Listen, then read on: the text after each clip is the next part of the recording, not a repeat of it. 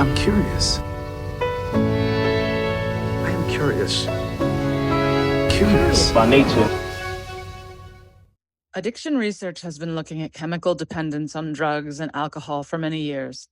But new phenomena such as video games and social media have not yet been researched to the same extent. Parents are rightly concerned that their children might be exhibiting addictive behavior when it comes to these modern technologies. While game developers and social media companies are doing everything they can to increase engagement and the time users spend on their sites. What safeguards are in place to protect us from being manipulated to the point of addiction? Our guest is trying to find answers and make sense of these potentially addictive technologies. Dr. Manchanda, welcome. Please introduce yourself. Yes, of course. Thank you for having me on. My name is Puneet Manchanda. I am a professor at the Ross School of Business at the University of Michigan. My current title is the Isidore and Leon Winkleman Professor of Marketing. I study marketing, strategy, data analytics, and basically teach classes in marketing and strategy. Can you tell me more about the recent article that you published on addictiveness of video games? To be clear, the article is not yet published. It's going through the academic peer review process. And so we've got positive response so far, but there are a few steps to take before we get to final publication. We hope that'll happen. Mm-hmm. The kind of genesis of this project comes from my studies on addictive behavior. There are many things in life which are classified as addictive, or people talk about being, mostly bad addictions. I mean, there are good addictions like exercise, for example. Mm-hmm. And so many years ago, I was teaching a business case on casino gambling to MBA students. And I collaborated with a casino to basically get some data from them to look at their actual behavior of gamblers. And the question of interest was, we hear a lot about addiction. We hear a lot about, policymakers complaining about it. We hear consumers complaining about it, but none of this is ever based on actual behavior. So there's very little understanding of addiction based on actual behavior. So I convinced this casino operator to share data with me, and one of my graduate students now, who's a professor at Stanford, we wrote a paper documenting what we call actual patterns of addiction based on real gamblers in casinos. And we found the number was about 8%. So about 8% of gamblers could be classified as addictive. It's important to understand that we use a very specific definition of addiction. And the definition is intuitively simple, which is if I gamble today, or in the case I'll talk about video game, does it lead me to gamble more, or does it lead me to play more video games? So does my propensity to continue, is that a positive propensity, given that I'm already doing something? This also means, by the way, that if you're a very controlled gamer or a gambler, so let's say you game 6 hours a day, by this definition, you're not addicted. And the reason is that you have control, that at the end of 6 hours, you shut down your game and you walk away, right? So now some people have kind of quibble with that definition, but our definition is essentially about escalation. It's about this inability to stop, or the feeling that you want to continue. So I studied, I don't know if that's clear, but that's kind of the intuition behind it. And that is not to say that there are other definitions of addiction. So there's, in the list of psychiatric diseases and mental disorders, there is a very specific definition of addiction. And this inability to stop is one part of that definition. But that definition also goes into kind of feelings and how you feel about your lack of control and so on, which I can't test with data. So based on your research, though, it looks like the video gamers have higher addiction rates than gamblers. Yes. So indeed, if you look at the gambling prevalence, we looked at gambling only for slots in casinos. So to that extent, I need to qualify that. The patterns may be different for, say, poker players or table games. But yeah, it seems a little higher than that. But if you look at patterns for addiction in terms of cigarettes, it's much, much lower than that. So there's a continuum essentially. It seems like many parents of children who are playing this might be surprised by your findings, compared to their personal experience. What would you say about that? So I would say the first response is don't panic. Gaming is one long it's kind of the end of one long evolution in entertainment, which is generationally different. So, for example, if you go back 60, 70 years ago, comic books were seen as really bad. And they were, destroying literacy, and kids were looking at visual stuff. Uh, Plot lines were simple. Their ability to think was going down. So we've always had these generational shifts, and I think video game represents kind of a long line of evolution. Video game is a little bit different because it tends to be less passive. It's more active in the sense that you engage. So the first response I would have is don't panic. The second response I would have is indeed look at your child and kind of think deeply about how they engage with video games. Try and be part of it. Watch them play. Try and play with them. Try and kind of understand exactly what they do. A lot of young people engage in video games as a proxy for social activity. So the gaming is only a side activity. Others do it for skill building. They have skills. So, for example, people do racing games and they learn how to drive, cars on racetracks. And I know some kids who ended up driving real cars in college teams based on their learning on gaming platforms. So I would say, think of this as a positive. Now, of course, there are cases in which your child may be kind of excluding himself or herself from the real world by focusing on gaming and living in a pretend world, maybe missing out on school responsibilities, etc. In those cases, you may want to take a little more intervention, understand what the child is motivated by, why he or she is doing this, and kind of figure out what's going on. I mean, in my generation, people were addicted to reading. They would read novels and not do anything else. So I think a lot of this is also a phase. It kind of, they grow out of it as well. So I would say the concerns are a little overblown. They're valid, but they're a little overblown. So based on all of the things that you've studied in terms of maybe topics related to marketing, what are the most addictive, either products or marketing tactics? What are some things that you can share with people to be aware of, maybe to watch out for what is addictive? So that's a good question. I think the classic tactics of, give you a price off or a coupon, I don't think they're super addictive because there's a transaction involved. There are some frictions involved.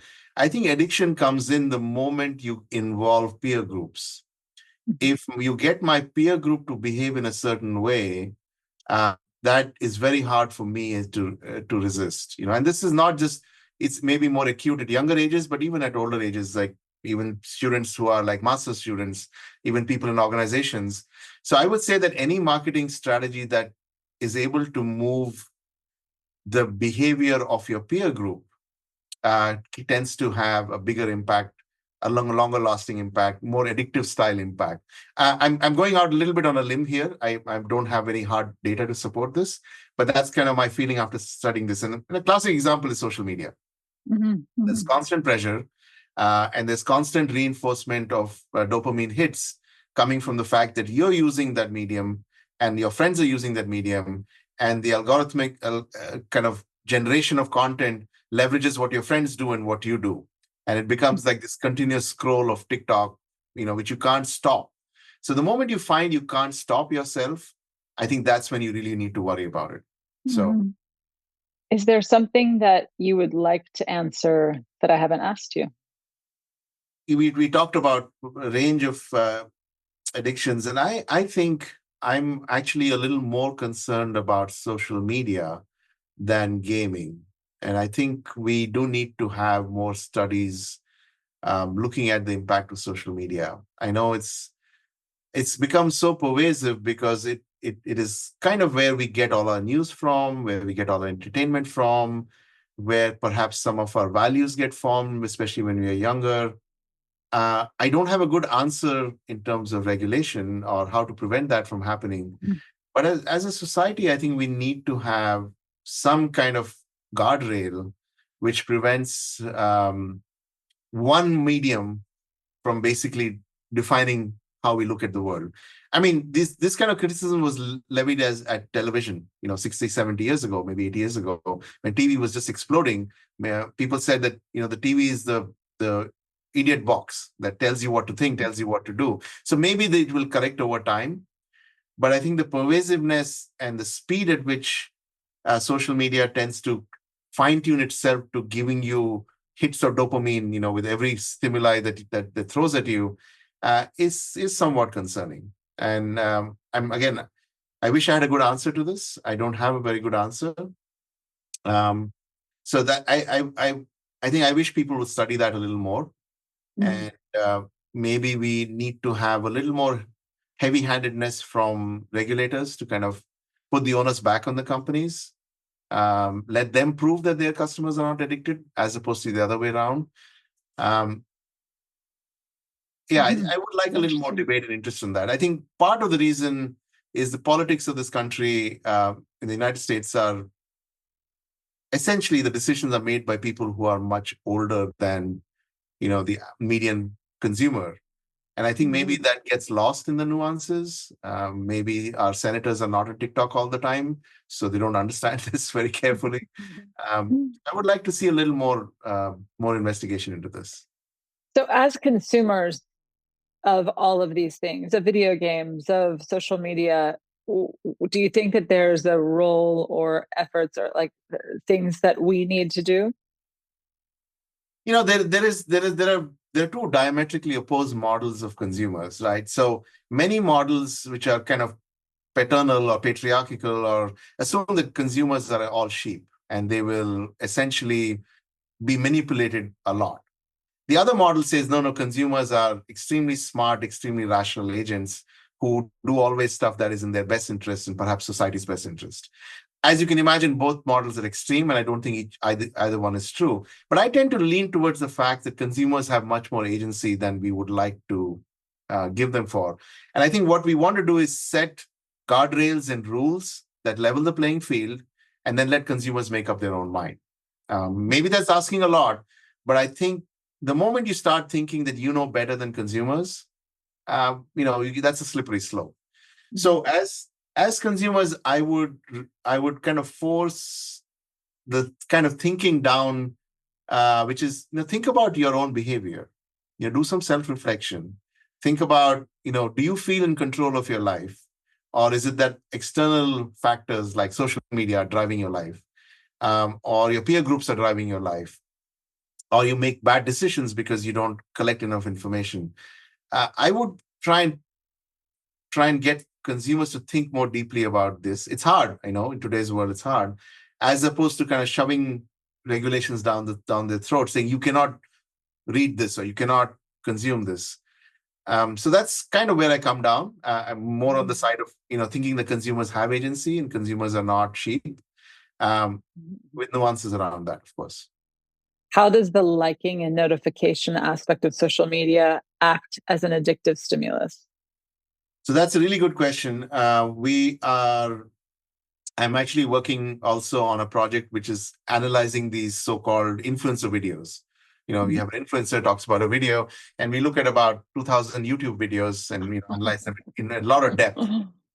And what we went back to kind of theory, psychological theory or mental model theory, and typically, as you may be aware, we have kind of two modes of thinking. So one is the fast, intuitive, quick reaction system one kind of mode of thinking. The other one is a deeper, more deliberative, more rational system two mode of thinking. And in this particular study, what we're trying to say, we're trying to look at the attributes of these influencer videos to see if they affected system one or system two.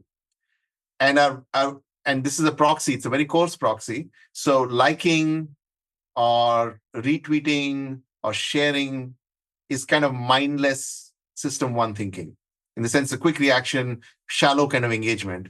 On the other hand, commenting and engaging in conversations on a video, especially on YouTube, we classify as system two thinking. Because to send in a comment, you need to think about something, you need to write something, and we kind of rule out comments that just have an exclamation mark or a thumbs up. So that's a like, right? Okay. And what we find is that liking, thumbs up, retweeting, uh, or re-Xing, I don't know what you're going to call it now. It's no longer a tweet. They are much more tied to system one. But commenting is tied to system two. And essentially, we find that video is very good at driving system one behavior. So your flashy lights or the appearance of a child or a dog or those things get you to do this very quick system one response. But audio and text tend to be much deeper, tend to make you more deliberative in your thinking. So there is some, to Tom's intuition, there is some, he's right about it, that liking and sharing and stuff is very system one kind of thinking, very relatively shallow, and it's driven mostly by the video elements in these videos. If you want to build longer term relationships with your customers, I think text and audio are probably where you should be spending more of your time. What if it's a video with the captions and the subtitles plus the audio? Is that what you mean, text and audio?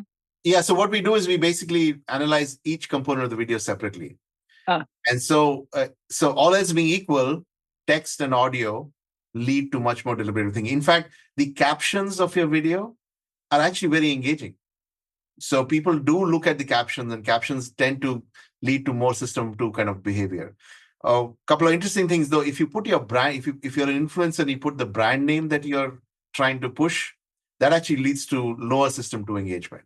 People don't like to be ostensibly told directly that you're shilling this particular brand. So it's fascinating that text and audio seem to matter a lot more at a deeper level. So I look forward to seeing next studies that you have that come out. Thank you so much. Thank you. Have a wonderful Friday and weekend. You too. Thank you. Curious by Nature is a production of Newswise. More than 7,000 journalists get the Newswise wires. Visit newswise.com and find out how to spread your news today.